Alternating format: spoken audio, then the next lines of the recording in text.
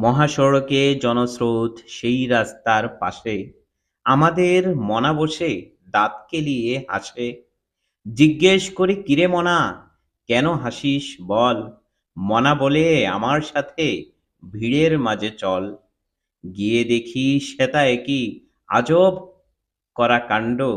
Police হামলে পড়ছে রিকশায়, যেন মধুর ভাণ্ড।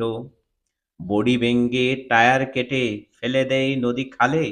গরিব ধরো গরিব মারো, নিয়ম যেন হালে। চোখ ইশারায় বলে মনা, চলে আয় দূরে।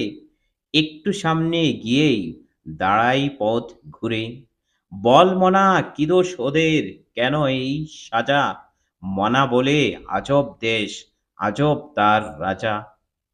বিকল্প পথ না করে চলার পথ বন্ধ। জন্মেছি এই দেশে বলে ভাগ্যটা যেন মন্দ। পেটের দায়ে এই পথে সকাল সাজে নিত্যদিন। আজীবন বাপদাদারা রেখে গেছে পায়ের চিহ্ন। সে পথে আজ রিকশা ভ্যানে যাতায়াত করা মানা। বাস ট্রাকের দোষে এই সাজা দিল কোন কানা? এভাবেই চলতে থাকে মনার মুখের বাণী।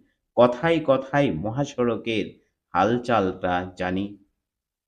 যন্ত্রদানব বাসটাকে প্রায় যমদূত রূপে মানুষ মেরে আমাদেরকে ফেলে যায় সুখ কূপে। সে কূপ থেকে টেনে তুলতে এই দিল চাল। রিকশা ভ্যান চলা বন্ধ, গরিবের হলো কাল। কথা শুনেই ভাবনা জাগে, মনাকে তাই জিগাই আগে। বাসটাকে মানুষ মারে আর সাজা পায় রিকশা ভ্যান। বল মনা, বলতো আমায়, এই দেশটা এমন কেন? মনা বলে হাসি, পড় গলে ফাঁসি। ধান খাইলো কাকে আর, ব্যাঙের গলায় দড়ি। উদুর পিণ্ডি বুধুর গাড়ে, এও বলতে পারি।